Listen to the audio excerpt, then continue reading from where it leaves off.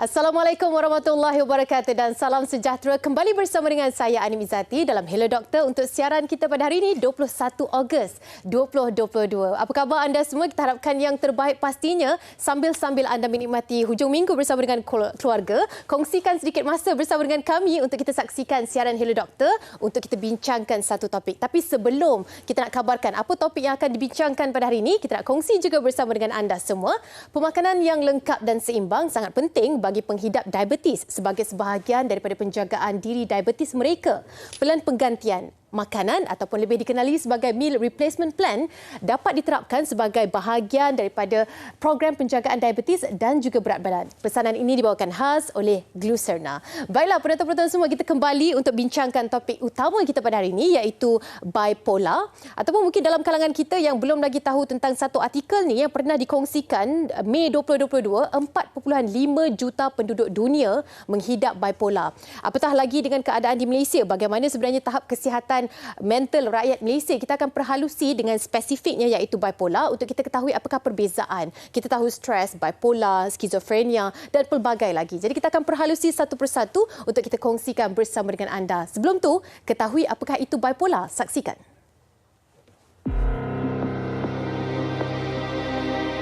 Bipolar atau kecelaruan dwi kutub adalah sejenis penyakit mental yang menyebabkan perubahan emosi, tingkah laku serta pemikiran seseorang. Menurut kenyataan Pertubuhan Kesihatan Sedunia WHO, gangguan bipolar telah menjejaskan kira-kira 45 juta orang di seluruh dunia. Gangguan mental ini turut disenaraikan antara 3 penyakit mental yang serius di dunia. Lebih membimbangkan, bipolar bukan sahaja mengelirukan penghidapnya, malah turut memberi kesan kepada individu sekeliling mereka. Antara selebriti tanah air yang menghidap bipolar adalah Jan Nanik, Zain Nakal dan Yasin Sulaiman. Kesedaran mengenai masalah kesihatan mental seperti bipolar wajar diperluas agar masyarakat tidak memandang enteng akan penyakit ini.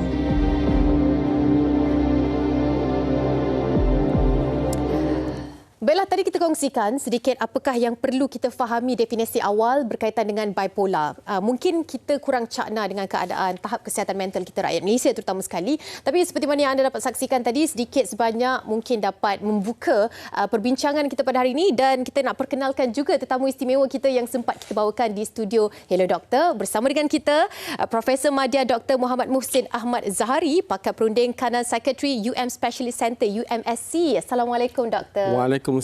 Terima kasih Doktor bersama dengan kami dan pastinya sebagai permulaan ataupun pembuka bicara kita pada hari ini kan, ramai yang nak tahu ataupun kenal pasti adakah mereka faham benar tentang definisi bipolar. Doktor nak kongsi. Okey.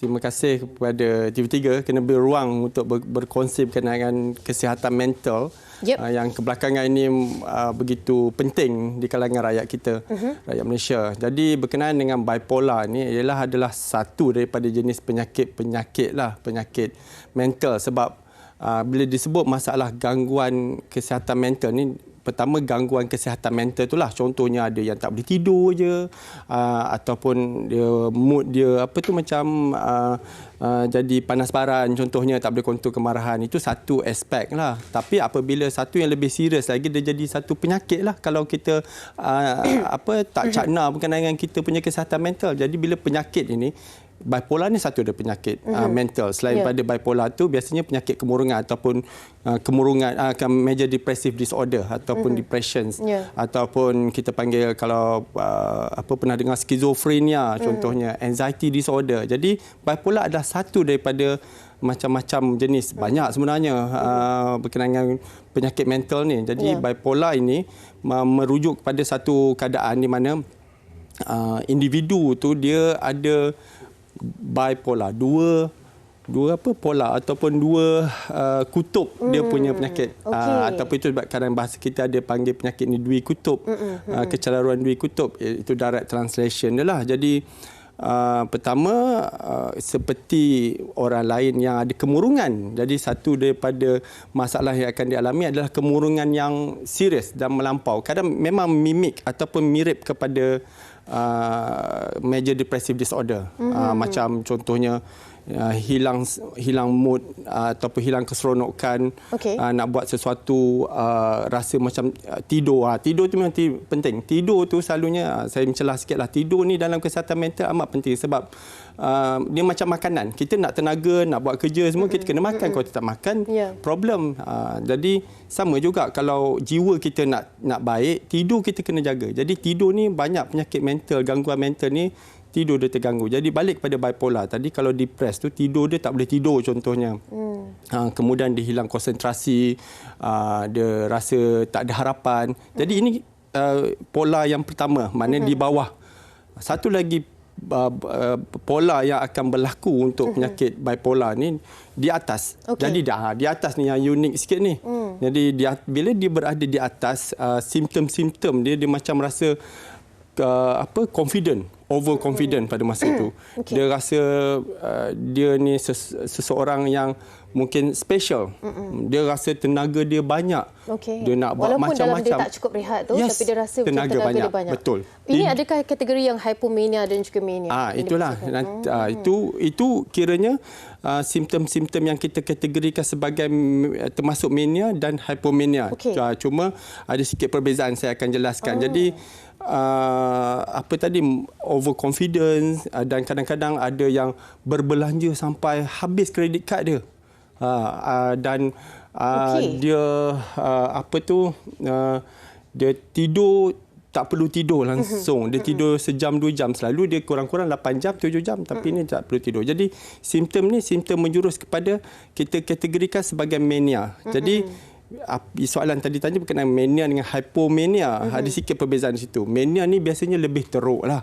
Maksudnya dia mungkin menjadi individu tu jadi pemarah pada masa itu, cepat sensitif, sikit-sikit nak marah kecil-kecil, semua jadi isu besar yang pada biasanya tak macam itu, perubahan perwatakan dia seperti itulah. Tapi bila itu kalau mania, kalau hypomania, simptom dia tak macam dia mungkin rasa gembira pada masa itu. Dia mungkin rasa tenaga dia banyak tapi dia tak menyebabkan interpersonal relationship, maksudnya tak ada bergaduh dengan orang, tak ada sampai macam saya kata tadi, hutang kredit kad dia habis macam itu, tidak sampai punya alun tak ketara sampai situasi itu berlaku. Dan biasanya hypomania ni biasanya kalau ikut definisi dia lebih tepat, dia tak perlu masuk hospital. Kemudian dia tidak ada gangguan halusinasi, delusi sebab bipolar manic tadi yang saya kata mania tadi, dia boleh ada halusinasi. Dia dengar suara, dia kata suara tu biasanya dia mood dia memang terlalu bagus. Dia kata suara ni suara dari Tuhan contohnya. Dia boleh jadi simptom macam itu. Adakah kita perlu fahami tentang jenis-jenis bipolar juga? Ya, itulah bila disebut berkenaan mania tadi, itu satu kategori.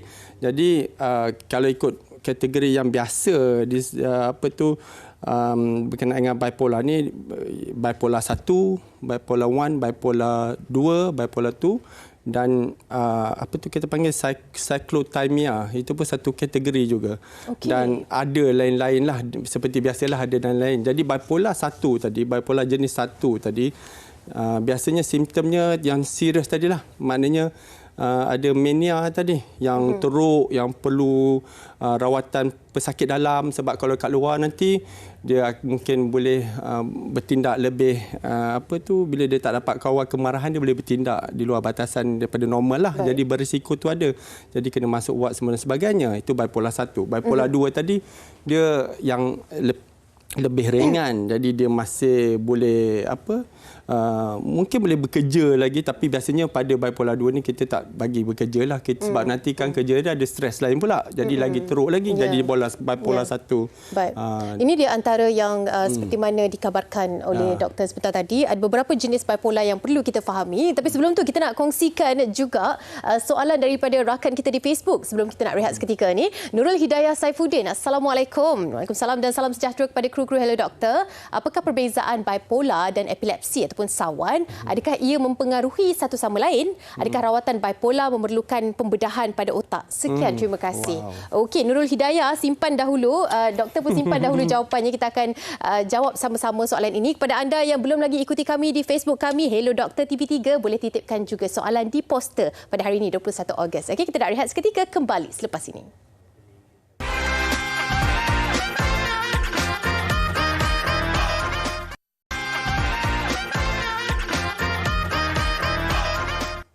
Baik, kembali bersama dengan saya, Ani Mizati, dalam Hello Doktor dan bersama dengan Profesor Madya Dr. Muhammad Muhsin Ahmad Zahari yang hari ini akan berkongsi pelbagai. Kalau tadi kita dah sentuh sedikit kan, Doktor, pengenalan awal tentang bipolar, topik kita pada hari ini. Kali ini kita nak menjawab soalan yang tadi kita ada tease sikit daripada rakan kita di Facebook. Sekali lagi kita bawakan soalan ini.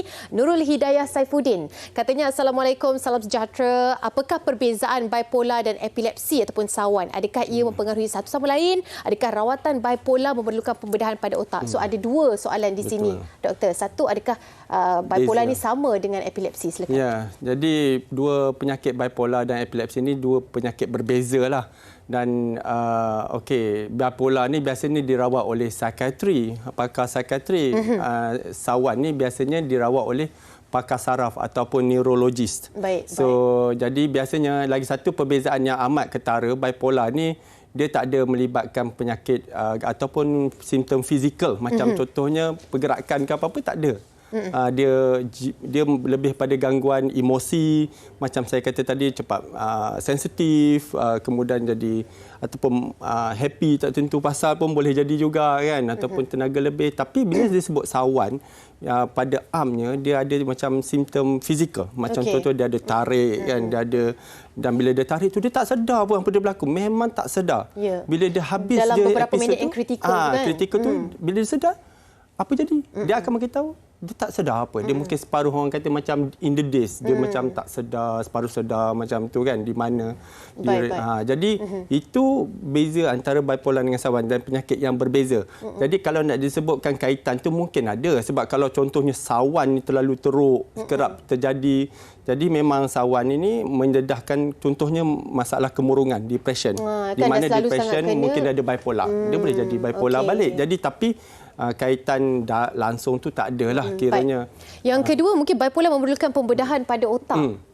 Ya, bipolar memerlukan pembedahan. Setakat ni tak ada lagi penunjuk ataupun penyelidikan menunjukkan ke arah itulah, walaupun macam epilepsi tu mungkin ada peranan pembedahan otak tu untuk nak merawat yang tak boleh kawal epilepsi, intractable epilepsi, seizure. Tapi bipolar tak ada. Setakat ni ubat itu rawatan utama, tapi kadang-kadang kita ada, kalau dah serius sangat, kita memerlukan rawatan ECT. Electroconvulsive terapi. Kita akan sentuh bab rawatan tu kan, Doktor, nanti kan. Sambil-sambil tu kita nak tahu juga, adakah golongan-golongan yang berisiko ini kita perlu fahami dari segi faktor kerjanya ke, ataupun siapa yang berisiko untuk mengalami gejala ini? Ya, kalau dilihat masalah bipolar, khususnya bipolar ada simptom mania dan sebagainya, dia memang ada faktor risiko di situlah.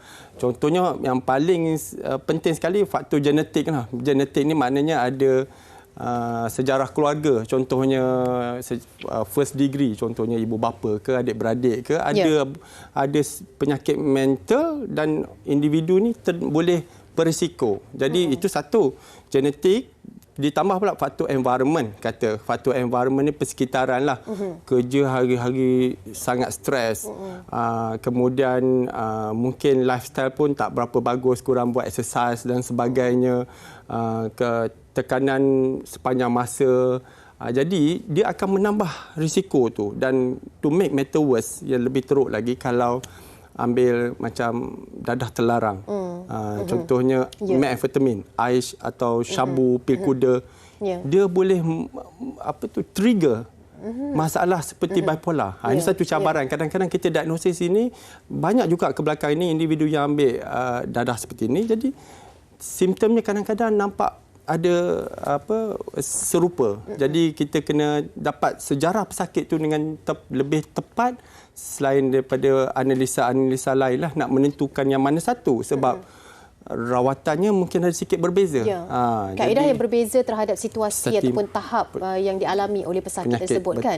Jadi kalau mereka ini adalah antara yang kadang-kadang ada kita nampak posting di media sosial, mereka self-diagnose. Mereka ada bipolar, mereka ada masalah kesihatan mental ataupun mereka tak pernah pun berjumpa dengan pakar tapi mereka menghadapi simptom yang sama. Berpanjangan selama 2 minggu katanya. Jadi apa komen doktor untuk situasi seperti ini? Jadi ini zaman sekarang kita tak dapat elak lah. Memang apa tu social media, information technology kan, dalam internet kita boleh macam skill kita boleh check dia kata ada stres, dia ada mungkin bipolar. Jadi perkara ini mungkin membantu individu itu mengenali keadaan itu. Yang paling penting individu itu ada, kita panggil self conscious, maknanya dia sedar dia berisiko dan dia mungkin perlu dapat rawatan dan sebagainya. Jadi ini langkah ke depan. Jadi bagi saya, tanya berkenaan itu okey ke tak, saya rasa okey, dia membantu. Walaupun satu level lagi, bila self-diagnose, kadang-kadang kita tak nampak apa sebenarnya yang kita rasa. Sebab biasanya dalaman kita, mungkin apa yang kita lalui itu mungkin melebihi daripada normal manusia orang lain kan. Jadi biasanya pihak macam pakar ataupun sekurang-kurangnya kawan, saudara mara mungkin dapat memberi satu refleksi balik apa yang dirasa itu ada wajar atau tak wajar sebagainya. Jadi self-diagnose itu kelemahan dia. Betul. Kalau mungkin kita seorang saja yang tahu kondisi keadaan kita itu mungkin tak boleh, kurang tepat. Perlukan pandangan kedua maupun ketiga. Saya nak tambah sikit lagi berkenaan dengan kadang-kadang ada juga macam halusinasi tadi atau delusion. Mereka mungkin tak ada insight pun. Maksudnya dia tak rasa. Jadi kadang-kadang ini menariklah bila bincang pasal bipolar disorder ni. Bila seorang dalam keadaan manic ataupun hypomanic ni yang paling penting, sebab hypomanic ni dia tak serius sangat tapi dia pada peringkat awal dan boleh berisiko. Jadi bila hypomanic, dia tenaga dia kuat, dia rasa tidur 3 jam pun dah okey dah, boleh buat kerja, tak perlu dah seminggu boleh macam itu contohnya, dan idea datang macam-macam. Jadi pada satu masa kalau dia tak ada menyebabkan gangguan interpersonal dengan orang lain, dia rasa macam okey lah, dia bagus lah, membantu kan. Dia boleh jalani kehidupan macam biasa. Dan kemampuan mungkin nampak lebih atas. Sebab itu, dilihat penyakit bipolar ni, kadang-kadang ada orang yang selebriti pun ada banyak. Macam di negara barat lah. Sebab mereka declare lah dia punya illness. Contohnya, macam dulu penyanyi famous Mariah Carey, kemudian Selena Gomez, ada. Jadi, bipolar ni nampak penyakit yang eksklusif jugalah di satu bercakap tentang selebriti. Kita ada seorang selebriti juga nak bertanya kepada doktor. Jom sama-sama kita dengarkan apa agaknya soalan dari selebriti ini. Silakan. Assalamualaikum. Hello doktor. Saya nak tanya ni, bipolar ni adakah ianya penyakit keturunan ataupun tidak? Dan perasaan sensitif, mudah tersinggung ni, adakah ianya juga berpunca daripada bipolar? Jadi tolonglah jawab ya. Baiklah, adakah ianya penyakit keturunan? Macam tadi kita boleh skip sikit sebab doktor dah terangkan kan tentang ianya genetik. Memang ada faktor genetik dan sebenarnya kebanyakan penyakit mental pun memang ada faktor genetik, tak dapat dielakkan. Cuma saya kalau sekadar macam penyakit kemurungan tu taklah 100% genetik, sebab kadang-kadang dia mungkin suasana kerja, ada masalah keluarga, masalah kewangan yang serius, jadi dia menjadi kemurungan. Jadi bukan 100% genetik lah. Tapi macam bipolar ni lebih juga genetik, sebab simptom macam manic ni tak dapat di-explain kecuali ada, ini panjang lah kalau nak diceritakan, mungkin ada genetic information dalam dia punya genom dia tu menunjukkan bahawa dia ni berpotensi untuk bertindak macam itu. Ada peratusan yang boleh bertindak macam itu. Bertindak macam itu. Dan satu lagi saya kata, dalam penyakit skizofrenia tu memang banyak faktor genetik juga. Jadi tak dapat elak. Doktor, macam tadi kita ada katakan selebriti kita juga ada bertanyakan tentang faktor orang sekeliling. Sebab kadang-kadang kan bila mereka dibesarkan dalam situasi ataupun keluarga yang ada bipolar, secara tidak langsung nurture yang diamalkan mereka trauma dengan keadaan itu, situasi yang sama berlaku, ada peratusan terhadap pembesaran mereka itu dialami dengan sekeliling yang macam tu. Amat penting bila kita melihat pasal, walaupun saya kata ada faktor genetik, tapi in the bigger picture, bila seorang tu dibesar dalam suasana tertentu, tak kiralah bukan bipolar saja, contohnya domestic violence sebab alcohol abuse memang dikaitkan rapat juga. Jadi apa dia panggil, nurture versus nature. So nurture ni pembesaran dia, surrounding dia, hari-hari dia lihat keluarga dia, contohnya ibu bapa dia selalu bergaduh, ataupun bila bapa ataupun ibu dia ada simptom bipolar ni, dia macam menjadi lebih emosi yang untuk ditunjukkan ganggu kepada anak dia, berbeza. mungkin macam mirip pada penderaan dekat situ. Jadi boleh dapat trauma anak tu sendiri. Jadi itu nature, suasana tu. Lagi satu nature. Nature tadi balik kepada yang kita tadi lah. Semula jadi dalam badan kita sebab exposure genetik dan sebagainya. Jadi kadang-kadang susah nak dikaitkan sebab biasanya dia duduk dalam satu rumah ataupun keadaan yang sama. Jadi terdedah macam itulah. Jadi kita boleh argue lah, is it nature? Is it nature? Tapi akhirnya bila simptom-simptom tu telah dipenuhi, itulah yang perlu diatasi, dan yang paling penting pesakit bila dirawat dia emosinya lebih stabil, dia boleh berfungsi dengan baik. Itu memang kaedah rawatan sekarang, itu tujuan kita. Ya, dan kita khawatir ianya akan berulang jika ada perkara-perkara yang tidak dilakukan dengan baik sekali. Betul. Kita akan sentuh tentang itu. Tapi sebelum tu, kita nak saksikan soalan dari rakan kita di Facebook. Kali ini dari Ramiza Razak. Assalamualaikum doktor. Waalaikumsalam. Apa beza swinging mood dan bipolar? Adakah sama? Okey, itu dia soalan daripada rakan kita Ramiza Razak, tapi kita akan jawab seketika nanti. Kita nak rehat dulu doktor, boleh ya? Okey. Rehat seketika, kembali selepas ini dalam Hello Doktor.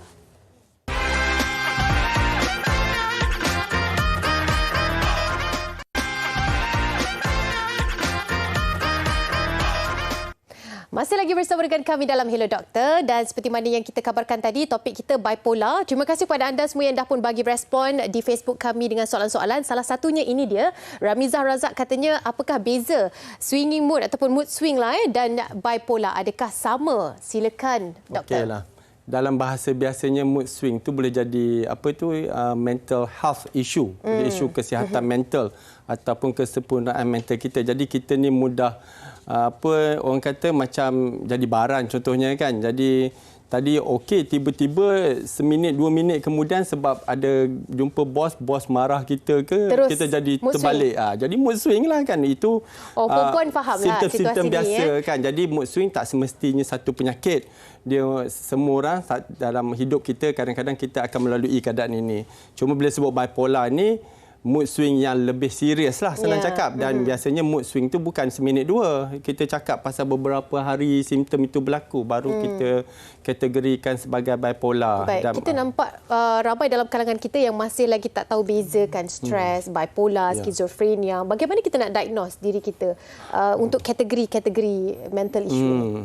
Itulah, ada penyakit-penyakit mental ni memang agak sukar untuk self-diagnose. Memang saya rasa macam hampir cabaran. Ialah bukan topik bipolar. Bipolar mungkin boleh self-diagnose sebab kadang-kadang rasa macam down. Tak tentu pasal, mungkin stres tu tak banyak tapi kita rasa down, rasa macam suicidal. Very important issue in bipolar juga. Jadi rasa macam suicidal.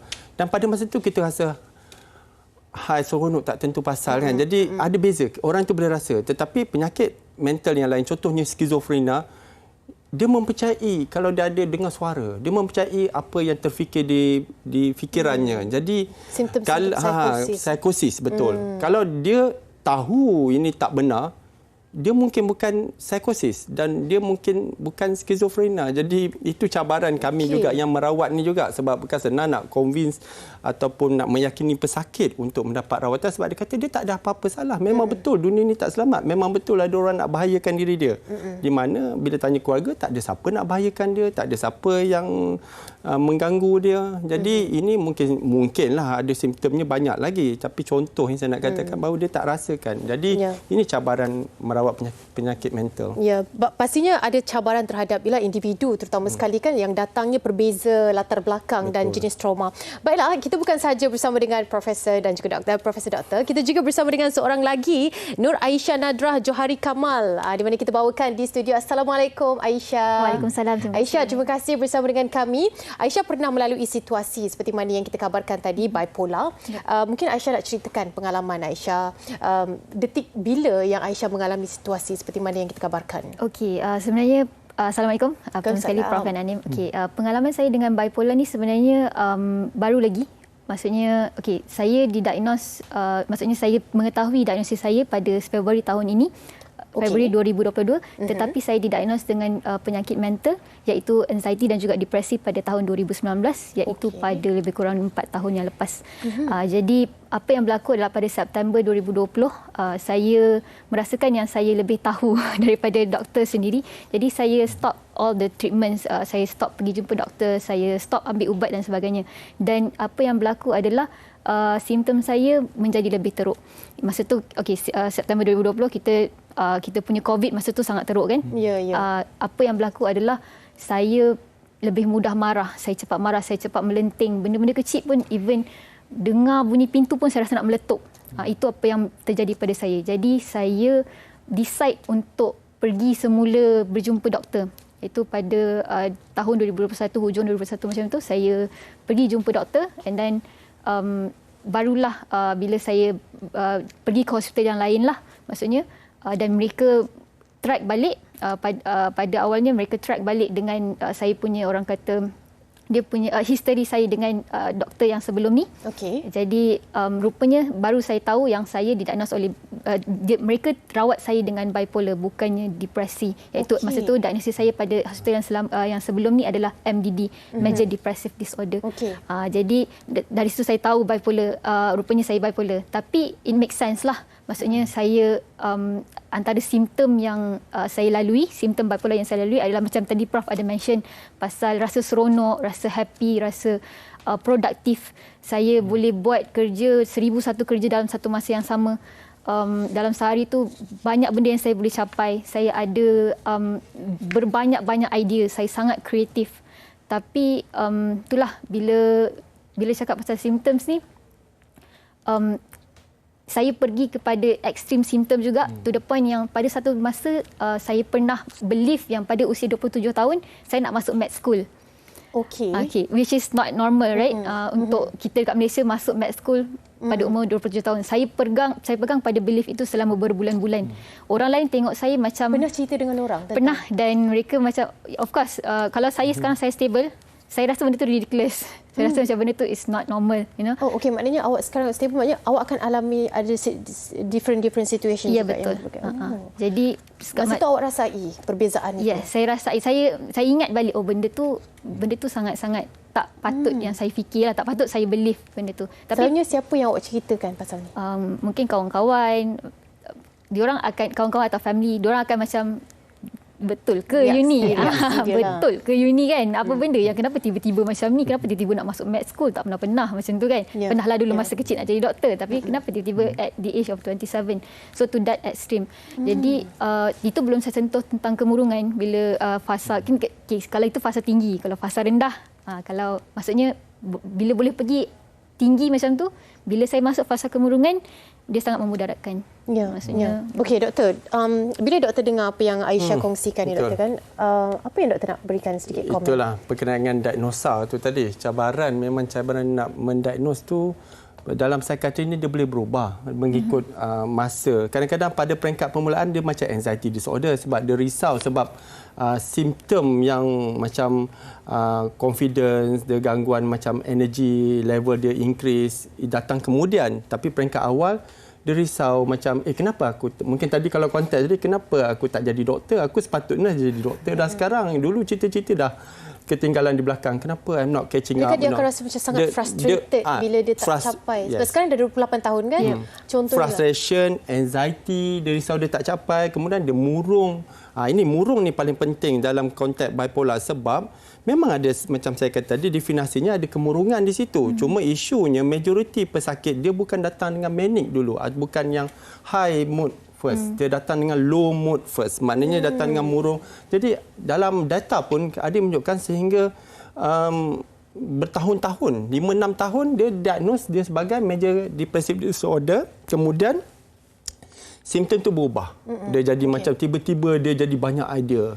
Tiba-tiba family complain, dia dah using up all the saving. Duit dalam akaun dah tak ada sebab dia invest sana sini. Jadi dia datang kemudian bipolar. Peringkat awal dia major depressive disorder dan kita rawat dia sebagai penyakit kemurungan serius pada peringkat awal dan kemudian tu berubah. Jadi ini satu elemen bagi saya sebagai perawat biasa kita temui, bukan luar biasa, dan kadang-kadang itulah kita kata diagnosa tu boleh berubah mengikut simptom dan keadaan semasa. Sebab tu ianya tak boleh proses tengah jalan. Ia perlulah dilakukan mengikut kepada keperluan dan juga sampailah kita betul-betul berada pada keadaan yang stabil. Okey, sambil-sambil tu kita nak kongsikan juga Aisyah juga ada support group kan? Support group di mana yang kita nak kongsikan ni dalam Mental Illness Awareness and Support Association. Jadi mereka ini bersama-sama berganding bahu untuk memahami situasi yang dialami dalam kelompok yang sama. Jadi jom kita dengar apakah agenda ataupun yang idea yang dibawa oleh support group ini. Saksikan. Rata-rata daripada mereka ini banyak yang bertarung dengan pemikiran untuk mengakhiri kehidupan.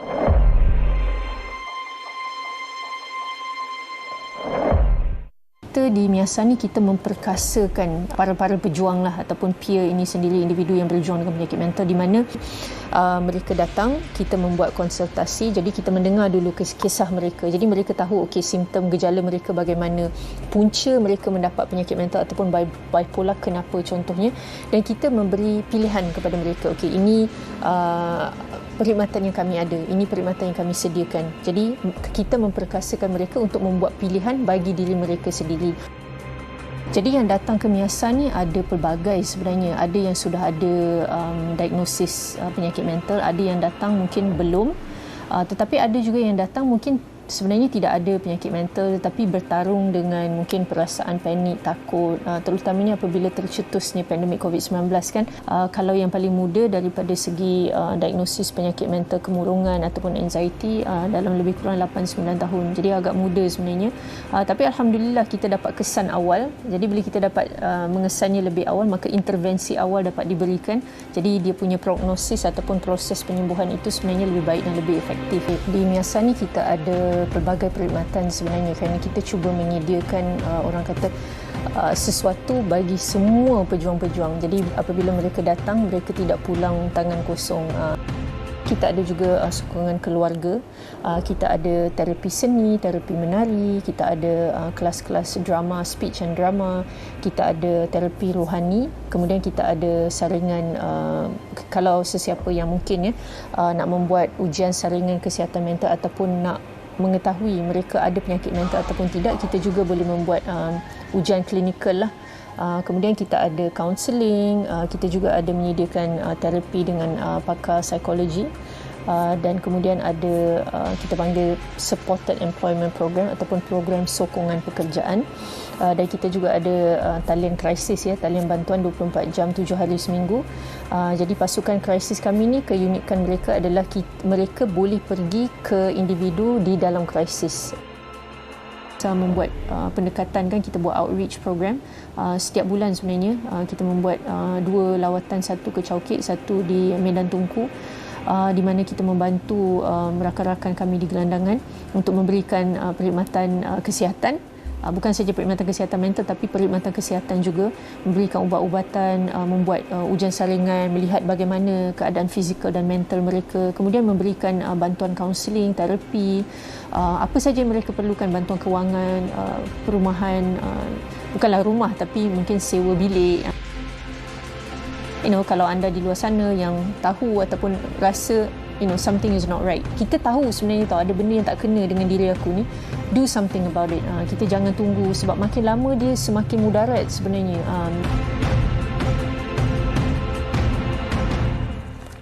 Okey, itu dia support group Miasa. Aisyah juga salah seorang daripada mereka. Yep. Aisyah, mungkin kita nak dengarkan juga daripada Aisyah apakah yang dibantu ataupun bagaimana perubahan selepas Aisyah bersama-sama dengan Miasa. Okey, banyak sebenarnya macam yang saya kata tadi. Okey, Miasa ni dia adalah support group yang dipimpin oleh orang yang ada isu kesihatan mental juga. Jadi bila kita ada kanser, for example, na'udzubillah, kita akan nak cari orang yang ada kanser juga. Kita nak tahu apa yang dia buat untuk dia boleh maju ke depan, untuk dia sihat. Sama juga dalam kesihatan mental. Kita tak boleh nak jumpa doktor saja, kita tak boleh nak jumpa semata-mata psikologis saja, tapi kita perlukan kawan-kawan yang macam kita juga, yang faham berkenaan dengan kesihatan mental untuk bersama-sama support dan naik. Jadi dekat Miasa, banyak benda yang saya pelajari daripada Miasa adalah of course the sokongan, and then kita berada dalam satu komuniti yang selamat. Kita berada dalam satu mereka faham. Yes, mereka faham kita. Betul. Mereka faham kita. Jadi kita akan lebih, orang kata, bersemangat. Dan macam saya sendiri, macam mana saya dapatkan rawatan doktor adalah dengan saya melihat orang yang ada pengalaman, the survivor yang pernah teruk dulu, for example, now dah okey, saya ambil contoh diorang. Jadi sebab kadang-kadang kita denial juga kan. Yes, kita rasa macam kita tak naklah jumpa doktor, kita boleh handle. Kita malu, stigma kan.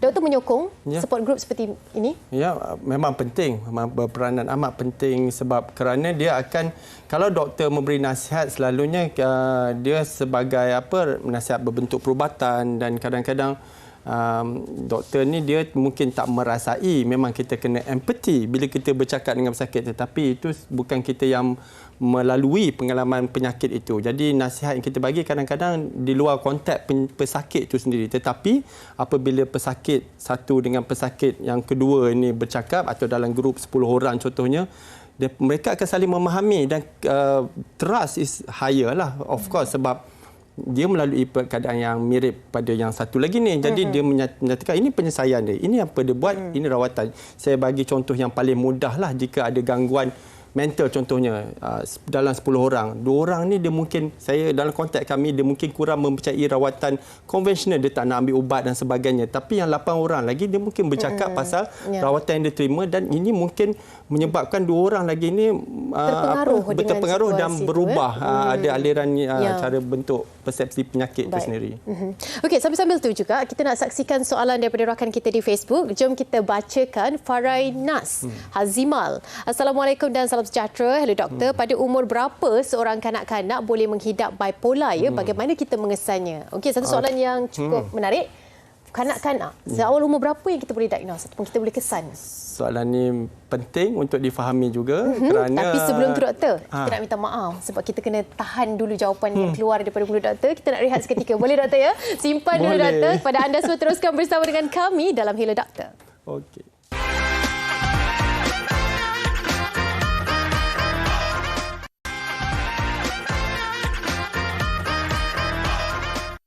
Okey, masih lagi bersama dengan kami semua dalam Hello Doktor. Topik kita bipolar. Kita tadi bersama dengan Profesor Madya Doktor dan juga Aisyah yang berkongsikan pengalaman. Kali ini kita nak tinjau sekali lagi soalan dari Facebook tadi. Rakan kita ada bertanya, pada umur berapa seorang kanak-kanak boleh menghidap bipolar? Bagaimana kita nak mengesannya? Silakan Prof. Okey, ini pengalaman saya jugalah, dan memang boleh berlaku di peringkat muda, tapi saya rasa kalau di peringkat sekolah rendah tu, umur sekolah rendah, kebarangkaliannya amat kuranglah, mungkin tak berlaku. Tapi saya ada pesakit umurnya start dengan umur 14 tahun. Itu pesakit paling awal, dan saya masih merawat pesakit itu dah umur 30 lebih dah sekarang. Itulah daripada mula-mula karier saya secara amnya kan. Maknanya jadi fasa kehidupan yang berlaku dalam kehidupan dia pun bersama-sama dan orang kata up and down lah kalau dalam bipolar dia kan. Tapi alhamdulillah dia maintain, dia boleh berfungsi. Jadi itu umur soalan tadilah berkenaan dengan onset atau bila dia mula boleh berlaku. Tetapi harus lebih penting diperingatkan kepada ibu bapa, kalau terlalu awal usia sekolah rendah ataupun even sekolah menengah peringkat tingkatan 1, 2. Contohnya kita kena pastikan, sebab simptom bipolar ni ada bila dia energi dia tinggi, dia nak buat itu, nak buat ini, macam-macam, dia tak boleh tumpukan perhatian. Dia mungkin ada ADHD. Jadi simptom ADHD ni rule nombor 1 lah. Senang cakap, kalau peringkat kanak-kanak remaja awal ni, kita kena pastikan sejarah, dan itulah dalam psikiatri memang sejarah pesakit is very important, sangat-sangat penting untuk kita dapat dan analisa, dapatkan dengan lengkap dan analisa. Jadi ADHD rawatannya memang lain, memang totally different, terutama di peringkat remaja, sebab remaja dan kanak-kanak ni kita bukan utamakan ubat, kita kena utamakan intervensi psikososial yang lain. Tetapi kalau bipolar tu memang dia banyak bergantung pada ubat. Kalau dia tak ambil ubat saja, dia bolehlah berlaku balik. Macam tadilah cakap, dia tak ambil ubat, dia boleh berlaku lagi. Penyakit ini boleh berulang, dan bila dia banyak sangat ulangan penyakit itu, dia boleh mengganggu kognitif. Maknanya kognitif dia, ingatan dia, tumpuan dia, mungkin macam learning ability dia, belajar dia, student dia macam tak boleh ambil pelajaran tu cara efektif kan. Susah nak belajar, jadi nampaklah penurunan pelajaran dia. Ini simptom mungkin sebab compliance tadilah, dia tak ambil ubat-ubatan. Jadi balik kepada tadi, macam ADHD lain fokus dia sebab umur terlalu muda, tapi bipolar kena ambil ubat. Pun berbeza. Kena ambil ubat sebab rawatan dia itu antara yang untuk menstabilkan emosi dia juga kan. Macam Aisyah sekarang macam mana keadaannya? Adakah dalam proses pemulihan ataupun masih lagi mendapatkan terapi dan sebagainya? Ya, saya. Okey, memang saya masih makan ubat. Saya masih berjumpa dengan psikiatris dan juga psikologis juga. Jadi apa rawatan yang saya itu antara dua yang konvensional lah macam Prof cakap tadi. Tapi macam saya percaya bahawa itu hanya adalah dua elemen kecil daripada sebuah benda yang lebih besar. Maksudnya kalau kita makan ubat, for example, kalau kita makan ubat tapi kita tak jaga tidur, kita tak jaga spiritual, kita tak jaga hubungan dengan orang lain contohnya kan, benda tu tak jalan. Dia datang in package. So untuk kita pergi ke pemulihan tu sebenarnya dia bukanlah pemulihan, sebab bila kita bercakap sebagai seorang yang berjuang dengan penyakit mental ni, benda ni kita hidup dengan dia sampai akhir hayat. Jadi apa yang kita boleh buat adalah manage, maksudnya kita belajar untuk uruskan the symptoms, kita belajar untuk coping mechanism, mengawal situasi dan belajar macam mana kalau simptom ni datang, apa yang kita boleh buat, apa skill-skill yang ada kita patut adakan untuk kawal benda tu. Jadi itulah yang saya cuba. Saya masih belajar lagi. Saya rasa perjalanan saya masih panjang lagi untuk saya betul-betul dapat kawal, maksudnya macam orang cakap sembuh. Sebenarnya bukan sembuh lah, tapi dia more kepada belajar untuk hidup dengan situasi ini. Pertama sekali saya kira kena terima yang memang kita berada dalam situasi itu. Okey, dan kita nak saksikan juga hari ini ramai yang menyuarakan pendapat maupun persoalan di ruangan Facebook kita. Jom kita saksikan. ZTMY. Assalamualaikum dan salam sejahtera. Adakah bipolar ini hanya boleh diatasi dengan makan ubat sepanjang hayat? Adakah berkemungkinan penyakit bipolar ini boleh sembuh? Macam tadi saya rasa macam kita dah dapatkan jawapan terlebih dahulu daripada Aisyah sebelum soalan itu dikemukakan. Doktor, sedikitlah mungkin kita bagi pandangan daripada soalan Zeti ini. Jadi perbincangan sebentar tadi memang penting daripada pesakit segi Aisyah tadi. So penyakit bipolar ni memang ada unsur-unsur biologi di situ. Jadi memang penyakit mental ni semuanya hampir ada faktor psikososial dan juga biologi.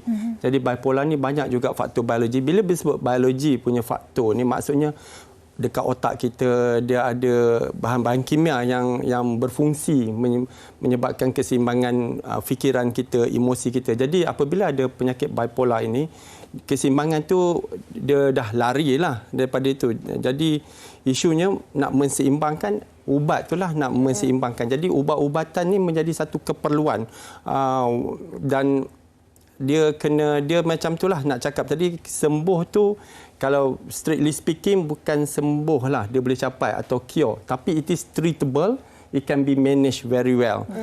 Dengan syarat macam saya katakan tadi juga, kita kena ambil ubat supaya penyakit ini tak berulang. Kalau berulang, dia akan fungsi otak kita akan berkurangan dan dia boleh menjadikan lebih serius keadaan kita, mungkin ambil masa sampai bertahun-tahun kemudian lah. Jadi ini tujuan rawatan itu diberikan, sebab kalau ikut sikit sebanyak tadi ada kata energi lebih bagus, idea banyak, kreatif, tapi people might ask, why not kan penyakit tu, tapi isunya dia akan kita menjurus kepada gangguan kehidupan kita secara keseluruhan. Contohnya tidur kita tak cukup. Kita ada berpotensi ada interpersonal relationship, maknanya ada je masalah dengan orang-orang sekeliling kita nak berdamai dengan orang. Jadi walaupun ada kreativiti tu, tapi risikonya ada dekat situ. Itu yang perlunya rawatan. Jadi ubat ni satu cabang. Memang betul cakap tadi, psychosocial intervention amat juga penting. Contohnya banyak psikoterapi, kaedah psikoterapi yang boleh digunakan, cognitive behavioral therapy, ada juga kita panggil mindfulness. Semua itu kalau dua-dua ini dijalankan serentak, maksudnya ubat diambil dan psikoterapi ini dibuat, lebih bagus outcome dia. Jadi macam tadilah dia Aisyah tadi jumpa psikiatris dan pada masa sama jumpa psikologis untuk rawatan psikoterapi. Baik, itu dia kan, kena bergerak dengan seiringan segenap aspek yang perlu diambil kira. Kita ada soalan ni, kali ini panjang sedikit soalannya daripada rakan Facebook kita Sherry Mustafa. Katanya di sini keluarga dia ada yang mengalami simptom bipolar. Adakah apakah yang perlu dilakukan oleh ahli keluarga, dan adakah ahli keluarga ini perlu membawa keluarga yang disyaki ini berjumpa doktor untuk didiagnosis dengan betul, dan sesudah itu adakah support group kepada pesakit dan juga ahli keluarga untuk membantu dari segi sokongan emosi dan pesakit juga ahli keluarga. Okey, disebabkan kita ada dua bahagian soalan di sini kan, mungkin Aisyah nak jawab bahagian support group. Adakah bukan sahaja pesakit yang disyaki ini tetapi keluarganya juga perlu dibawa dalam support group? Cara ringkasnya mungkin boleh dikongsikan. Okey, betul. Sebab sebenarnya bagi saya support daripada keluarga, kawan-kawan, even rakan sekerja pun adalah sangat-sangat penting. Jadi mereka memainkan peranan yang sangat-sangat penting. Jadi macam mana nak cakap, adakah support group yang tadi soalannya? Yes, kita ada daripada MIASA, macam saya kata tadi. MIASA dia bukan sahaja orang yang ada masalah kesihatan mental, tapi keluarga mereka juga. Keluarga mereka juga jadi, turut boleh berada bersama-sama dalam support group. Doktor, macam mana mereka ini, ahli keluarga, tindakan yang terbaik yang boleh dilakukan kalau mereka mengesyaki salah seorang daripada mereka ini ada simptom bipolar? Okey, masalah dalam kalangan masyarakat kita, kadang-kadang kita denial, kadang-kadang kita meringan-ringankan simptom ini. Jadi kalau ada perubahan dalam diri kita, itu penting kalau kita merasakan. Tapi kalau orang lain persekitaran kita, contohnya ahli keluarga, rakan taulan yang rapat, perbezaan individu ni, tanyalah soalan. Itulah kena bercakap dululah, sebab itu masalah mental ni kadang-kadang nampak perwatakan, tapi kita nak memahami apa dalam jiwa. Jadi kita bercakap dan perlu faham apa yang dia ada, dan yang next step amat penting. Terutama kalau ahli keluarga dah ada bipolar dengan faktor genetik saya kata tadi, kena dapat assessment lah kalau nampak satu ahli keluarga lain ada perubahan, sebab kadang-kadang simptom walaupun dalam satu ahli keluarga bukan simptom yang akan ditunjukkan sama. Mungkin yang pertama tu tanda-tanda awal dia tak cukup tidur lah dan sebagainya. Dia macam tak nak tidur lah. Dia banyak macam-macam idea. Bangun pagi-pagi lagi dah buka, zaman sekarang IT, buka internet dan sebagainya, banyak idea. Dan mungkin yang ahli keluarga yang lain pula mungkin ada simptom, contohnya tenaga dia banyak, idea dia banyak, mungkin lain. Jadi secara orang biasa nampak simptomnya lain, mungkin tak sama. Tapi dari segi kami, kalau dibuat penilaian, akhirnya mungkin dua-dua ini ada bipolar. Itu dia kan. Ini antara yang perlu kita fahami. Pastinya mencabar, apatah lagi seorang pakar untuk diagnose seseorang itu kan dengan satu situasi latar belakang trauma yang berbeza. Kita nak ucapkan terima kasih banyak-banyak. Rasa macam tak cukup masa kita nak sampaikan tentang topik ini. Profesor Madya Dr. Muhammad Muhsin Ahmad Zahari, pakar perunding kanan Psychiatry UM Specialist Center UMSC, dan juga kita ada tetamu kita istimewa. Terima kasih banyak-banyak Aisyah, bersama dengan kita Nur Aisyah Nadrah Johari Kamal berkongsi pengalaman, dan kita harapkan kami di sini dapat satu perbincangan yang amat baik untuk anda fahami apakah itu bipolar, dan sama-sama kita mendapatkan rawatan yang terbaik jika mungkin dalam kalangan kita ataupun keluarga menghadapi situasi yang sama. Jadi kita harapkan yang terbaik untuk anda semua. Jaga diri, jaga kesihatan mental dan fizikal kita. InsyaAllah kita bergerak kepada satu keluarga yang lebih baik lagi, insyaAllah. Assalamualaikum. Terima kasih semua kedua-duanya. Terima kasih kepada anda semua penonton-penonton Hello Doktor. Kita jumpa minggu hadapan.